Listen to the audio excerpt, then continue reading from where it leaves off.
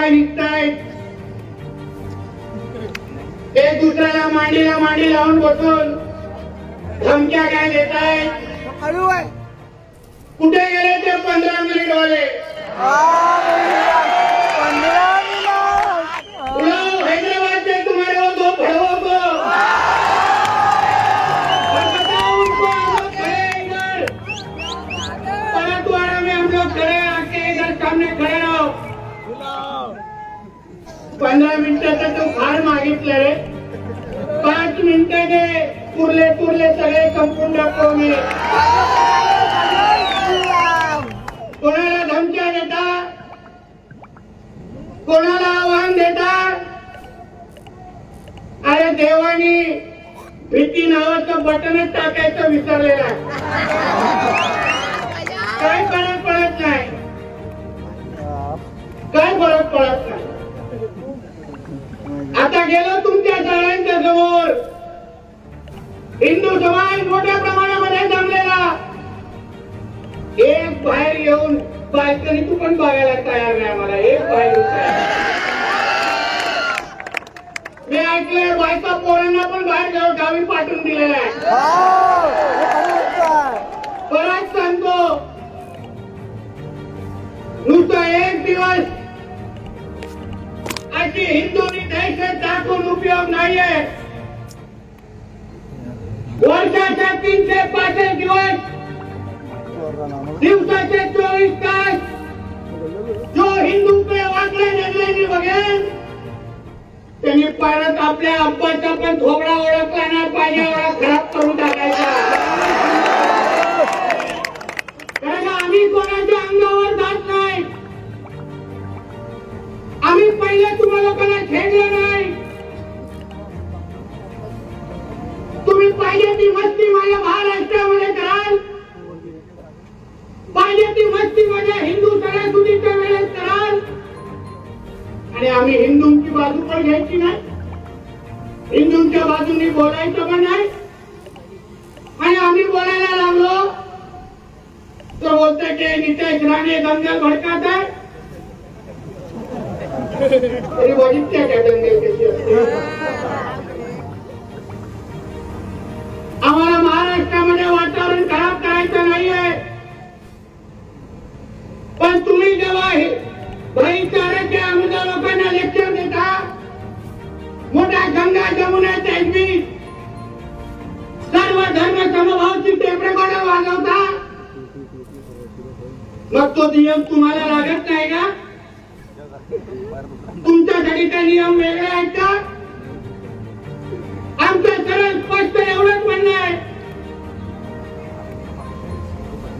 की जो नियम मुसलमान धर्माला लागतो, जो नियम मुसलमानांच्या सणासुदीला आणि ईदच्या जुलूसला लागतो, तोच नियम माझ्या गणेश चतुर्थीच्या मिरवणुकीला आणि नवरात्राच्या मिरवणुकीला लागला पाहिजे एवढा सरळ स्पष्ट म्हणणं आहे. तुम्ही पाहिजे तेवढ्या मिरवणुका कराल, पाहिजे तेवढे ठिंगाणे घालाल, पाहिजे तेवढे डीजे 2-2 वाजेपर्यंत वाजवाल. आणि माझा हिंदू समाज जेव्हा माझ्या हिंदू सणासुदीच्या वेळी जेव्हा रस्त्यावर उतरतो, जल्लोष करतो, तेव्हा तुमच्या ढुंगणाखाली मिरच्या लागतात. हा कुठला नियम आहे? कशाला सहन करायचा आम्ही? आता हल्ली गणेश चतुर्थीची मिरवणूक आणि दुसऱ्या दिवस ईदची जुलूसची मिरवणूक निघाली. माझ्यावर जे काही दंगल भडकवणारे आरोप करणाऱ्याला मी विचारे, मला भारत देशामध्ये माझ्या महाराष्ट्रामध्ये एक अशी ईदची जुलूसची मिरवणूक तुम्ही दाखवायची, ज्या ईदच्या जुलूसच्या मिरवणुकीवर माझ्या हिंदू समाजाने दगड मारला असं एक मला दाखवायची. एक तुम्ही एक मला दाखवा. आणि आमचे जेव्हा गणपतीच्या मिरवणुका निघाल्या तेव्हा महाराष्ट्रामध्ये तुम्हाला किती जिल्हे मधून टाकू तुमच्या विदर्भामध्ये हे अक्कलकोट असेल, अकोला असेल, तुमच्या इथे नागपूर असेल, अरे नावं खूप आहेत. प्रत्येक जिल्ह्यामध्ये हे लोकांनी दगड मारले आहेत, गणपतीच्या मूर्त्यांवर चप्पल मारले, गणपतीच्या मूर्ती तोडल्या आहेत. मग तरी पण हिंदूंनी काय गप्प बसायचं? तरी पण नितेश राणे, तरी पण ठाकूर गजरेल, तरी पण सागर बेग, अनिल बोंडेंनी काय बोलायचं नाही? आम्ही घरी गप्प बसायचं की मारा तोडा, आमच्या मूर्त्या तोडत बसा? वा वा, तुम्ही एवढ्या चांगल्या मूर्त्या तोडताय ना, जरा थांबा. आता माझे नवरात्र पण येते, तुमच्याकडे माझी गणेश चतुर्थीच्या मूर्त्या तोडल्या ना, माझी देवीची पण तोडा, असं म्हणायचं का आम्ही? काय करायचं आहे? आणि जेव्हा आम्ही हा मुद्दा उचलतो, जेव्हा आम्ही त्यांच्या अंगावर जातो, त्यांच्या प्रश्न विचारण्याची हिंमत ठेवतो, तेव्हा मोठा हिंदू, मोठा अमलोकांना बोलणारे, प्रश्न विचारणारे आम्हाला सांगता नाही नितेशजी, आमच्या देशामध्ये सर्व धर्म समभाव आहे, भाईचारा आहे. ती काय गंगा जमुना तहजीब बिजीब काहीतरी म्हणतात ते काय? आता भाईचारा आणि हे सगळी नाट्य जरा त्या मस्जिदीमध्ये जाऊन त्या मौलवीला जाऊन समजाव ना, ते तुझ्याकडे भाईचारा विकला जातो ना? हिंदू सर्व धर्म समभाव आम्ही फक्त ऐकत बसायचा आणि त्या लोकांनी आमच्या मिरवणुकीवर दगड मारायच्या, हे कुठला न्याय आहे? म्हणून मी माझ्या सांगलीच्या सभेमध्ये, नगरच्या सभेमध्ये बोललो की तुम्ही अगर आमच्याकडे वाकड्या नजरेने बघाल तर तुमको भी चुन चुन के मारेंगे, इतना ध्यान में रखना. तुम्ही अगर सुरुवात करत असाल, आमच्या भगव्याला आडवा यायचं असाल, तर एका मस्जिदीवर तो हिरवा झेंडा लागणार नाही, एवढं मी वातावरण महाराष्ट्रामध्ये आम्ही करून टाकू. आणि ते नुसतं सहन करण्यासाठी बसलेलं नाहीये, ते तुम्ही जे कराल आम्ही नुसतं सहन करायचं. तुम्ही यापुढे लक्षात ठेवा, जे गणेश चतुर्थीला झालं ते सगळं नवरात्राला अगर कोणी करायचा प्रयत्न केला तर तुमच्या पण उरूस आणि ह्या जुलूसचे काही ईदच्या मिरवणुका वर्षभर निघतील, एक परत सुखरूप घरी जाणार नाही, एवढा शब्द घेऊन तुम्हाला पण ऐकत जातो. कारण का सुरुवात तुम्ही लोकांनी केली आहे आणि आम्ही अंत करण्याचं काम हिंदू समाज करेल, एक लक्षात ठेवा. नुसतं गप्प बसणाऱ्यापैकी आम्ही लोक नाही आहे. घोषणा दिल्या जात आहे.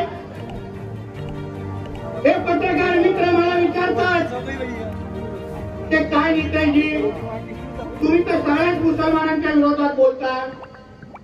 मी बोलतो नाही बोलत सगळ्या मुसलमानांच्या विरोधात, मी राष्ट्रभक्त मुसलमानांच्या विरोधात बोलत नाही. मुसलमान माझ्या देशाला स्वतःचा देश मानतो, माझ्या तिरंग्याला सलाम ठोकतो. जो मुसलमान जेव्हा माझ्या गणेश चतुर्थीच्या मिरवणुकीवर दगड मारले जातात, तो त्या दगड मारणाऱ्या वाल्यांना जो विरोध करतो तो राष्ट्रभक्त मुसलमान आमचा आहे, हे तुम्ही लक्षात ठेवा. त्याच्या विरोधात आम्ही लोक नाही आहोत. पण जे मुसलमान, जे जिहादी डोक्याचे मुसलमान, त्यांच्या मिरवणुकीमध्ये सरपंच सुधाकरचे नारे देणार, अतिरेकी लोकांचा जयजयकार करणार, त्या मुसलमानांना, त्या जिहादी मुसलमानांना आमचा विरोध आहे. एकाला आम्ही जिवंत या महाराष्ट्रामध्ये या जिहाद्यांना ठेवणार नाही, हे शपथ आम्ही लोक घेऊन बाहेर निघालेलो आहे. काय झालं तुमच्या अकोल्याच्या मिरवणुकीमध्ये, जुलूस मध्ये नाचवले आतंकवाद्यांचे चित्र. वा, काय सर्व धर्म समवाय हो, ही गंगा जमुना तहजीब आहे का? आणि आता आतंकवाद्यांचे फोटो तुम्ही भिरकवत असाल, आतंकवाद्यांच्या नावाने तुम्ही जय जयकार करत असाल आणि आम्ही लोकांनी काहीच करायचं नाही. आम्ही लोकांनी विरोध पण करायचा नाही. कारण का विरोध केला तर आम्ही दंगल भडकवतो. मग काय करायचं? त्या आतंकवाद्यांना आमच्या इकडे बॉम्ब हल्ले करण्याची परवानगी द्यायची, हे लोकांना पाकिस्तान जिंदाबाद बोलण्याच्या परवानगी आम्ही द्यायच्या, हे लोकांना पाकिस्तानचे झेंडे माझ्या महाराष्ट्रात फडकायला द्यायचे आणि काहीच आम्ही बोलायचं नाही. असं चालणार नाही. मी हिंदू समाजाला सांगेन, सर्व धर्म समभाव हा माझ्या देशामध्ये मानायचा नाही. यात हा हिंदू राष्ट्र आहे आणि या हिंदू राष्ट्रामध्ये पहिला हिंदूंचं हित बघितलं जाणार आणि मग सगळ्यांना मोजला जाणार. हा तुमचा देश आहे. इथे 80 इथे 90% हिंदू राहतात. इथे हिंदूकडे कोणी वाकडे नजरेने बघितलं त्याला एका जागेवर ठेवायचं नाही. ही शपथ घेऊन आज या मोर्चाकडून तुम्ही लोकांना निघायचं आहे.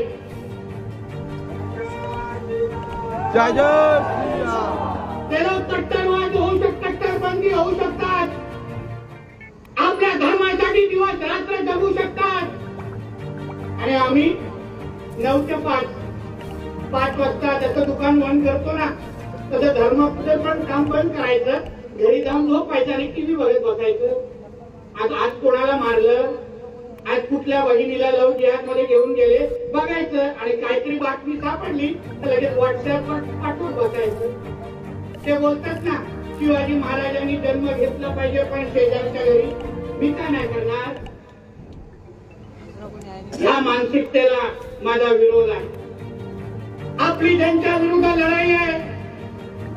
ते केवढे कडवट आहेत हे पहिला तुम्ही लक्षात ठेवा. त्यांच्या इस्लाम मध्ये हिंदू हा काफिर असतो. त्यांच्या इस्लाम मध्ये हिंदूला नीच आणि दर्जहीन म्हटलं गेलेलं आहे. कुठल्याही मौलवीला या व्यासपीठावर बोलवा आणि विचारा हा नितेश राणे बोलतोय का खोटं बोलतोय का. त्यांच्या इस्लाम मध्ये लिहिलंय या तर तुमचा धर्मांतर करून टाका, तुम्हाला इस्लाम स्वीकारायला लावा, या तर तुम्हाला संपवून टाका, असं त्यांच्या इस्लाम मध्ये लिहिलेलं आहे. मग ते तुमचे आणि आमचे कसे होणार? कधीच होणार नाही. आमचा सागर आता उदाहरण देत होता, बोलत होता दुकानामध्ये जात असताना, खरेदी करत असताना समोरच्या जय श्रीराम बोलतोय का बघा, तरच खरेदी करा. मी तो पुढे जाऊन सांगतो, हे भडवे तुम्हाला फसवण्यासाठी जय श्रीराम पण तोंडातून बोलते. ते लोक नाही मागे पुढे बघत. तिथे तुम्ही दुकानांची नाव बघा, पुढे जय श्रीराम टेलर लिहिला असता आणि अब्दुल तिथे टेलर म्हणून बसला असतो. बसला असतो की नाही? विचारा माझ्या माता भगिनींना. बसू नका. त्याला बोला तू खिशातलं पहिला आधार कार्ड दाखव, तुझं नाव पहिला काय दाखव, नाही तर दुकानावर तुझं नाव लिही, तरच मी तुझ्याकडून खरेदी करेल. त्याच्या गाव ओळख मी हिंदूकडे निघून जाते आहे. ही बोलण्याची हिंमत ठेवा. आपल्या हक्काच्या भाईकडून विकत घ्या, भाईजानकडून घेऊ नका. आपले कधी होणार नाही. जो पैसा तुमच्याकडून कमवते ते या जिहादसाठी हे लोक वापरतात. कारण का त्यांच्या इस्लाम मध्ये दिलाय ते त्यांच्या अल्लाशिवाय आणि मोहम्मद पैगंबराशिवाय ते लोक अजून दुसऱ्याला कोणालाच मानत नाही. ते लोक मूर्ती पूजन करत नाही, मूर्ती मानत नाही. तुम्ही कितीही देवी देवतांचे फोटो त्यांना दाखवा, कितीही दांडियामध्ये त्यांना मिरवा, कितीही तुमच्या जवळचा मित्र आणि भाई बोलवा, जेव्हा त्याच्या धर्माचा विषय येईल तेव्हा पहिला मान तुमचा कापेल आणि त्याला मस्जिदीतून निघून जाईल. लक्षात ठेवा. म्हणून हे दांडिया खेळत असताना आता येतील नवरात्राच्या टायमाला मोठे शाहरुख खान म्हणून भडवे येतील तुमच्या समोर. तुम्हाला त्या क्षणात कळलं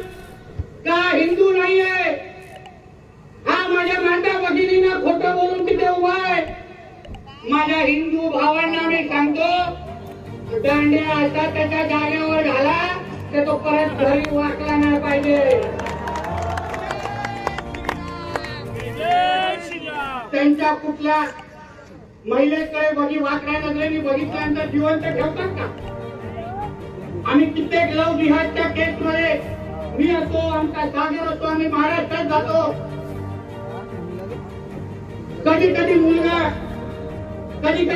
मुलगा हिंदू असतो, मुलगी मुसलमान असते. आणि जेव्हा त्याच्या समाजाला कळतं ते असं तिकडच्या त्या हिंदू मुलांनी केलंय, कित्येक केसेसमध्ये त्या मुसलमान समाजाने त्या मुलाला गायब किंवा मारून टाकलेला आहे. जिवंत पण त्या हिंदूला ठेवलेलं नाहीये. पोलीसची कारवाई तर नंतर सोडा, ते तो नंतरचा विषय आहे. त्यांना ज्या दिवशी कळतं ते आमच्या मुसलमान तरुणीला एका हिंदूनी बसवलं आणि त्याच्याबरोबर घेऊन जाऊन तो तिला धर्म बदलायला सांगतो, तो ते लोक त्याला जिवंत पण ठेवत नाही. आणि आपण काय करतो? पोलीस केस करणार, व्हॉट्सअपवर पाठवणार, कोणतरी सागर वेग ठाकूर गजरेल भेटतोय का बघणार. तो भेटला, अरे ठाकूर भाई देखो ना अपने हिंदू बहन को लेके गए, मग आमचा ठाकूर निघणार छत्रपती शिवाजी महाराजांचा का? तो प्रश्न सोडा. मग तू काय करणार? पहिला तुम्ही लक्षात ठेवा, यापुढे या अचलपूरमध्ये, या परतवाड्यामध्ये कुठल्याही माझ्या हिंदू बहिणीला कोणी या जिहादाने वाकड्या नजरेने बघितलं, पहिल्या त्याच्या तंगड्या तोडा आणि मग पोलिसांकडे जाऊन केस दाखल करा. नाही बघायचं मागे पुढे. माझा धर्म हा माझी अस्मिता आणि माझा स्वाभिमान असला पाहिजे. माझ्या धर्माकडे बघणाऱ्याला दहशत वाटली पाहिजे की नाही बाबा एका हिंदूकडे बघू नकोस, त्याच्याकडे बघितलं तो आम्हाला काही सोडत नाही, अशी भीती तुमच्या आपल्या धर्माबद्दल निर्माण झाली पाहिजे. मग नाही करायला लागणार आम्हाला अशा बाईक रॅली, नाही घ्यायला लागणार आम्हाला धर्मसभा. तुम्ही विचार करा, आज हिंदूंना तुमच्या हिंदूंना आमच्या हिंदूसारख्या हिंदुत्वादी कार्यकर्त्यांना तुमच्याशी बोलायला यायला लागतंय तर धमक्या येत आहेत, व्हिडिओ बनवतायत, फतवे निघतायत. म्हणजे किती हिंमत चढली आहे बघ हे लोक. बघा यांना वाटतं हे पाकिस्तान आहे, यांना वाटतं बांगलादेश आहे. काही केलं तर खपेल, काही केलं तर होईल. हे तर पोलीस आहे, तिथे पोलिसांवर विश्वास आहे म्हणून मी काय बोलत नाही.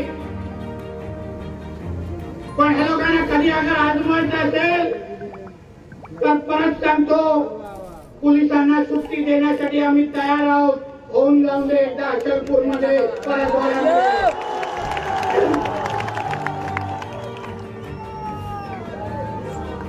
अरे संचरी तुम्ही कुठे किती आणि आम्ही किती आहोत? हा चिड्या मोकळ्यासाठी तुम्हाला बाजूला करू.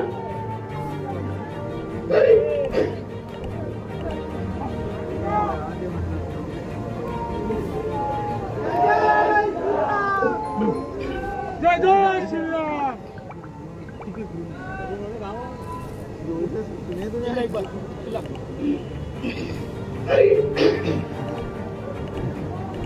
एवढी गाड माझी आवडत.